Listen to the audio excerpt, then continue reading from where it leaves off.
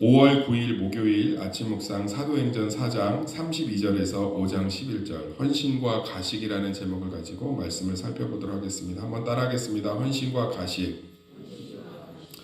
성경에 인물들이 참 많이 나오죠. 그러니까 저는 천국 가면 이제 꼭 만나고 싶은 뭐 다 만나겠지만 믿음의 선배들이 있습니다. 제일 먼저 만나고 싶은 건 베드로 사도일 거예요. 저하고 좀 비슷하다고 생각했는데 또 어떤 분이신지 천국에 가면 만나보고 싶습니다. 단테의 신곡에 보면 베드로가 천국 미문에서 그 천국 제일 작은 문에서 기다리고 있다 이런 표현들이 있기도 한데 저도 베드로 사도를 꼭 만나보고 싶습니다. 엘리야 선지자는 꼭 만나서 갈멜산의 전투를 직접 듣고 싶어요. 성경에서는 굉장히 축약적으로 기록되어 있지만 좀 얼마나 그 갈멜산 전투가 치열했고 얼마나 그 안에 하나님의 역사가 컸는지 꼭 듣고 싶습니다. 여러 인물들을 만나고 싶어요. 아브라함도 만나고 싶고 모세도 만나서 홍해가 갈라졌을 때 이야기를 듣고 싶기도 하고 또 다윗을 만나서 정말 그 한 나라를 다스리면서 있었던 일들 또 요압에 대한 마음이 어땠는지 그것들도 좀 정말 듣고 싶고 그런데 제가 팬으로서 정말 어떤 의미에서 조금 다른 의미에서 좋아하는 분을 만나고 싶은 게 누가입니다. 사도행전을 기록한 누가는 정말로 참 제가 이렇게 참 좋아해요. 왜냐하면 어쩜 이렇게 기록을 이쁘게 해놨을까? 어쩜 이렇게 꼼꼼하게 기록해놨고 참 이렇게 성경을 읽으면서 어쩜 이렇게 그 흐름대로 시간의 순서대로 사건의 순서대로 그리고 하고 싶은 내용들을 어쩜 이렇게 잘 드러냈을까? 뭔가 보면 글을 잘 쓰거나 그림 같은 거 잘 그리면 이렇게 친구들이 부러워하고 이렇게 인기 받았던 거 있잖아요. 그것처럼 제 안에도 누가에 대한 참 존경심, 또 누가에 대해서 천국 가면 정말 만나서 어쩜 이렇게 글을 잘 썼는지 이렇게 나누고 싶다라는 얘기가 있어요. 생각이 있어요. 왜 그러냐면 이 32절부터 35절까지 보면 누가스러운 표현, 이게 누가가 썼던 누가복음이라든지 사도행전 이런 것들에 아주 잘 나오는 표현인데 진짜 하고 싶은 얘기들을 참 잘 드러내놨어요. 그러니까 예를 들어서 이 얘기예요. 우리가 보면 하나님을 믿고 신앙생활을 잘하면 오늘 32절부터 37절까지의 일들이 우리 가운데 일어나기를 원해요. 여기 보면 32절 읽어보겠습니다. 믿는 무리가 한 마음과 한 뜻이 되어 모든 물건을 서로 통용하고 자기 재물을 조금이라도 자기의 것이라 하는 이가 하나도 없더라. 우리는 한 마음과 한 뜻이 되길 원해요. 부부가 한 마음과 한 뜻이 되고 자녀가 부모의 뜻에 한 마음과 한 뜻이 되길 원하고 교회가 한 마음과 한 뜻이 되길 원합니다. 그런데 그러기 위해선 반드시 뒤에 조건이 붙어 있어요. 그게 뭐냐면 자기 물건을 서로 통용하고 자기 재물을 조금이라도 자기 것이라 하는 이가 없는 거죠. 사랑하는 성도님들, 한 마음이 되고자 하면 우리가 십자가 안에서 내가 죽어야 됩니다. 자기의 것을 주장하지 않으려면 십자가 안에서 죽는 수밖에 없습니다. 그럴 때 하나됨의 역사가 가정과 교회 안에 넘치는 줄 믿습니다. 우리는 33절 읽어보면 큰 권능을 신앙생활하면서 받기를 원해요. 방언이 터지고 병이 낫고 문제가 해결되고 내가 굉장히 하나님의 기적적인 음성들을 듣고 사도들이 큰 권능으로 그런데 뒤에 보면 그 권능으로 뭘 했죠? 읽어볼까요? 33절 시작. 사도들이 큰 권능으로 주 예수의 부활을 증언하니 우리는 권능을 받고 싶죠. 문제도 팡팡 해결하고 질병도 팡팡 고치고 5월달 지출이 얼마나 많아요. 어떤 분이 그러더라고요. 등골이 휠 것 같다고 5월은. 그렇죠. 저희 세대는 지출밖에 없는 세대잖아요. 40대 50대가. 그런데 그런 권능들이 있어서 5월 한 달 동안 하나님이 우리 사업장도 풍성하게 부어주고 그러길 얼마나 바라요. 그런데 참 재밌죠. 사도들은 큰 권능을 뭘 했죠? 따라합시다. 예수의 부활을 증언하니. 능력을 받고 싶으십니까? 예수의 부활을 증언하는 자리에 있기를 소망합니다. 하나님 우리에게 능력을 왜 주신다는 거예요? 예수의 부활을 증언하기 위해서. 누가의 표현이 참 멋있지 않나요? 하고 싶은 얘기를 정확하게 드러나고 있죠. 우리는 한 마음과 한 뜻이 되기를 원합니다. 그러기 위해서 우리는 십자가 안에서 죽어야 됩니다. 우리는 큰 권능을 받기를 원합니다. 그럼 우리의 삶은 예수님이 원하시는 것들을 드러내기 위한 삶의 방향을 갖고 있어야 됩니다.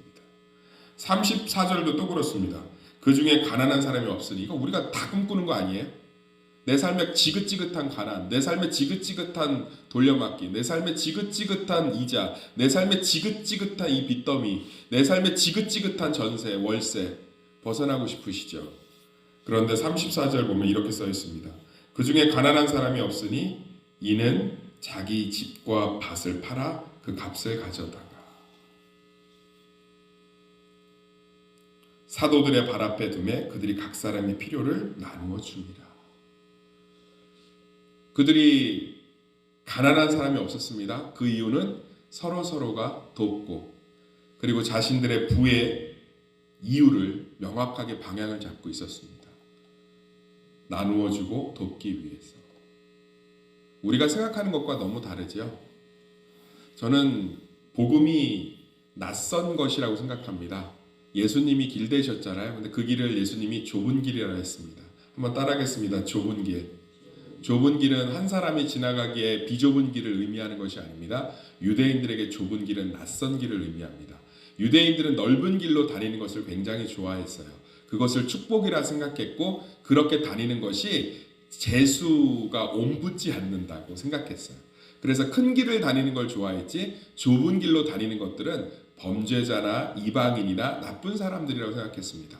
그래서 사사기나 이렇게 보면 이스라엘 백성들의 비참한 상황을 표현할 때 좁은 길로 다녔다, 골목길로 다녔다. 그냥 낯선 길인 거예요. 사랑하는 성도님들, 우리는 권능받고 싶고요. 가난이 없기를 원하고요. 한 마음과 한 뜻이 되기를 원해요. 그런데 그러기 위해서 예수의 부활의 인생의 방향, 예수의 부활을 증거하는 것에 인생의 방향을 두고 그러기 위해서 십자가에서 내가 죽고 그러기 위해서 내가 이 땅에서 일하는 목적이 누군가를 돕기 위한, 세상을 이롭게 하기 위한, 이웃을 섬기고 교회를 섬기기 위한이라는 것은 굉장히 낯선 길이에요. 복음이 이렇게 삶의 풍요로움과 낯선 길이 함께 섞여 있습니다.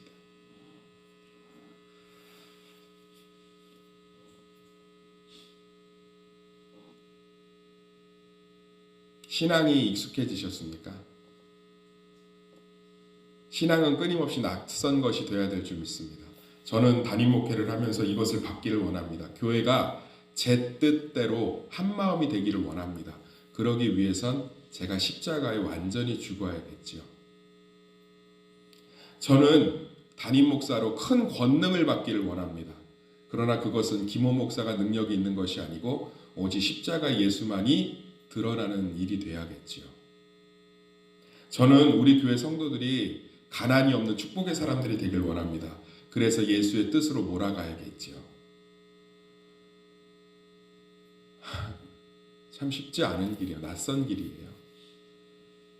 우리는 이 낯섦을 익숙한 삶으로 받아들이셔야 될 줄 믿습니다. 저는 그래서 누가가 참 좋아요. 정말로 이건 보지 않으면, 믿음의 눈, 복음의 눈으로 보지 않으면 보이지 않는 거예요. 저 같았으면 이렇게 기록했을 거예요. 초대교회 성도들은 능력이 넘쳤습니다. 초대교회 성도들은 가난이 없었습니다. 초대교회 성도들은 얼마나 열심히 했는지 모릅니다. 그래서 가난이 없고 능력이 넘치고 막 전도가 되고 7,000명이 늘어나고 얼마나 교회가 부흥하고. 근데 누가는 그것을 보면서 명확하게 기록해요. 한 마음과 한 뜻이 되었습니다. 그러기 위해서 자기를 부정했습니다. 큰 권능을 받았습니다. 그러나 그것은 오직 예수 그리스도를 드러내는 일에만 사용했습니다. 가난이 없었습니다. 그것은 서로가 하나님의 뜻 가운데 있었기 때문입니다.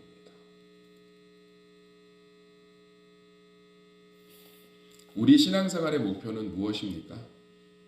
권능과 가난이 없는 것과 모든 것이 내 뜻대로 되는 것입니까? 아니면 자기를 부인하고 예수의 부활을 증언하며 은혜를 끼치고 자기 소유를 팔고 자기의 것들을 내어드림으로 누군가의 아픔을 떠안는 것입니까?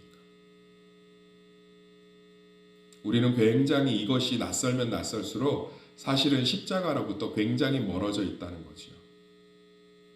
이 아침에 다시금 십자가가 우리 안에서 회복되기를 진심으로 소망합니다. 그래서 정말 주 안에서 이 놀라운 기적과 같은 일들이 우리 교회와 또 내 가정에 넘치기를 소망합니다.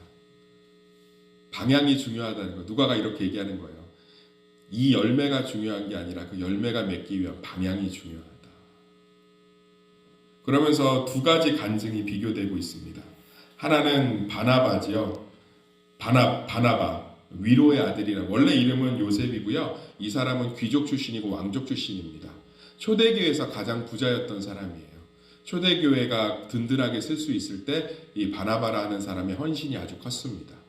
얼마나 그 사람이 이 위로 돕고, 유대인들의 위로는 우리의 어떤 한국적 정서의 위로와 달라요. 우리 위로는 가서 아유 어떻게 그렇게 열심히 일하더니 어쩌다 이렇게 됐어 울어주는 거잖아요. 근데 유대인의 위로는 실제적인 도움이에요. 그러니까 바나바가 얼마나 많이 도왔는지 알겠죠. 저는 이거 이렇게 묵상하면서 원래 이름은 요셉인데 교회 사람들이 하도 위로라니까 위로자라고 부른 거예요. 아, 위로자 오신다, 위로자 온다, 위로자 밥 먹어, 위로자 오늘 성가대서.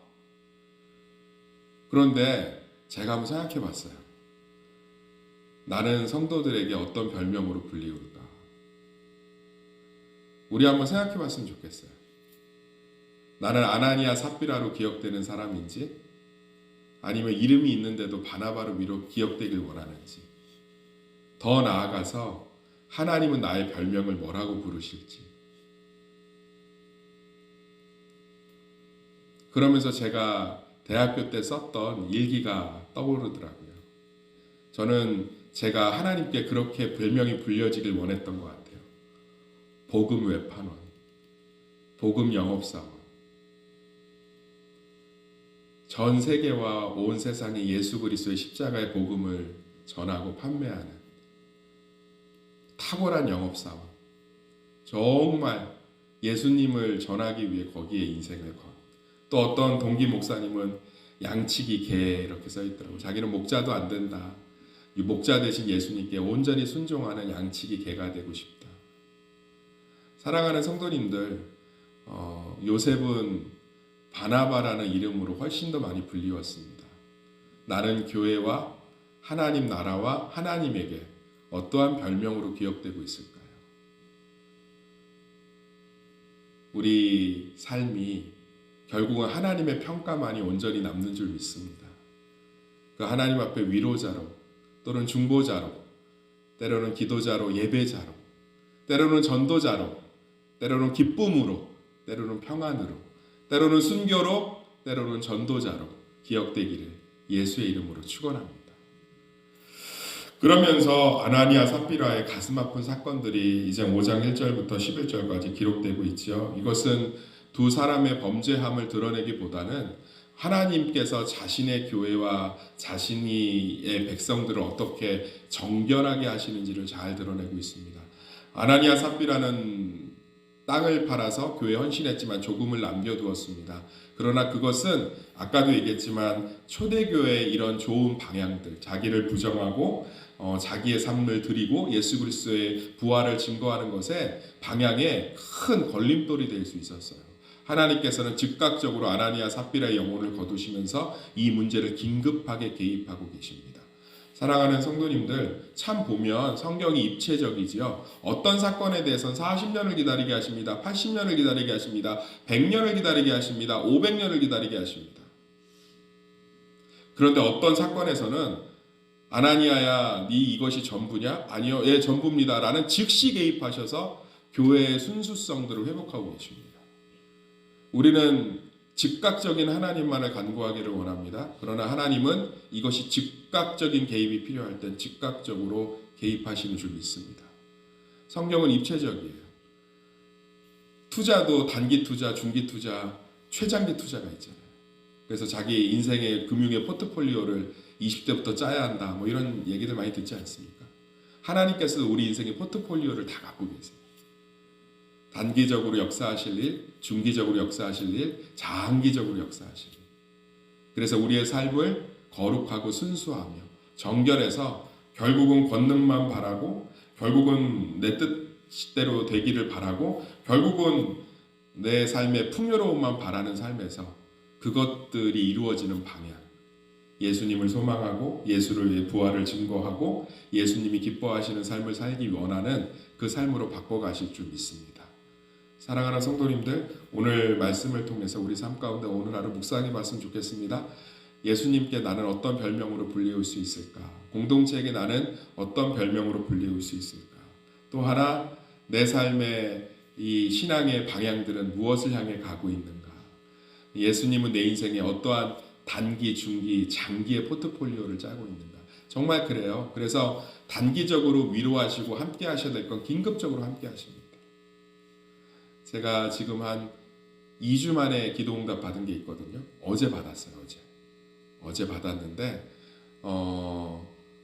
그거는 아주 단기적으로 응답하신 거예요. 왜냐하면 제가 봐도 단기적으로 응답하실 것 같았어요. 또 어떤 것들은 중기, 최소한 1년 이상은 기도해야 되는 것들이 있습니다. 그런 것들에 대한 소식도 들려요. 또 어떤 것들은 최장기, 한 가정을 온전히 복음화한다든지 한 자녀를 온전히 변화시킨다든지 또 그 문제를 온전히 하나님께서 해결하신다든지 하는 것들은 하나님의 놀라운 계획 가운데 있습니다. 또 한 문제 안에서도 하나님의 단기적인 역사와 중기적인 역사와 최장기적 역사들이 있습니다. 하나님은 입체적으로 일하신다는 거예요. 우리의 한 사건 또는 인생 전체를 다 통틀어서 하나님의 포트폴리오가 명확하다는 거죠. 그것들을 우리가 이 사도행전을 통해서 알 때 놀라운 일들이 일어날 줄 믿습니다. 그리고 마지막으로 사단은 이렇게 교회와 성도를 무너뜨리기 위해서 다양한 방법들을 씁니다. 그러나 걱정하지 마십시오. 하나님은 스스로 명확한 포트폴리오를 가지고 우리의 삶을 인도하고 계신 줄 믿습니다.